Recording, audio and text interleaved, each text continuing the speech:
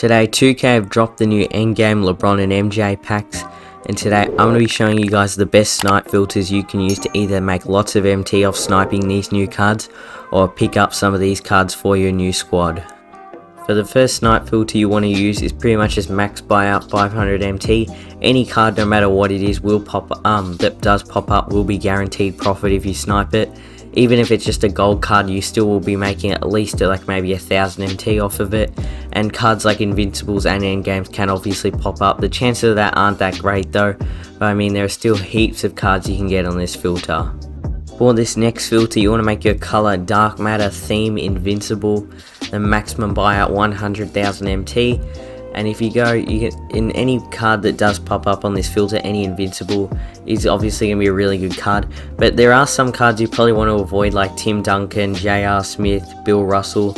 Those are a few you probably do want to avoid just to be safe. But the invincible prices of cards, and Manu Ginobili is actually another one you probably want to avoid.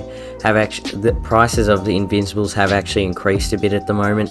You used to be able to see quite a few dark buyouts pop up. There'd be like 3 or 4 at a time, but right now there's absolutely nothing. So I think invincible prices might have increased. So maybe if you do snipe some of those lower tier cards, you might still be able to make some MT. I wouldn't be 100% sure though, so maybe just stick to some of those other good invincibles. For this next filter you want to have your color as dark matter, theme, endgame, and then maximum buyout 100,000 MT. Pretty much the same thing with the invincible filter, except there are no cards to avoid. Any endgame card that you can snipe is going to be making you a lot of MT.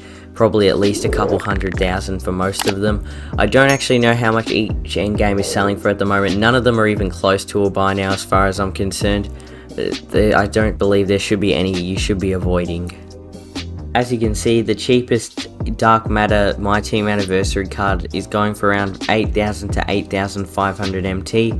There are a lot of these cards frequently popping up, so I'd recommend setting your filter to around 7,000 max buyout. Theme, it also needs to be MyTEAM anniversary. Color needs to be dark matter. And so these cards do pop up quite a lot, and if you can snipe lots of them, you can be making lots of MT quite fast.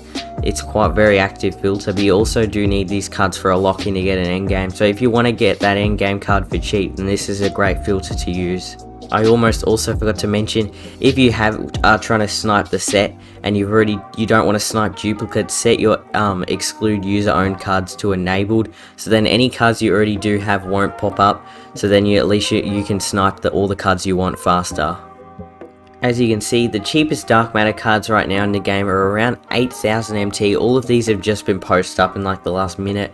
Some going around for around 8,500. A lot of these might have just sold on this refresh. But you can see here, cards are getting posted up really quickly right now. All dark matter cards. So you can see I've set my maximum buy to around 8,450. But that's just what I was when I was looking for them. You want to make sure your colors on dark matter. Just to be safe, set your max buy to around 7,000 to maybe even 6,500 MT. And any dark matter that does pop up should be profit on this filter. Should be making at least a couple thousand MT off of each of these cards. And you might even want to try and add some of these cards to your team. I hope you guys found all of these snipe filters useful. If you did, subscribe, and I'll see you guys all in the next video.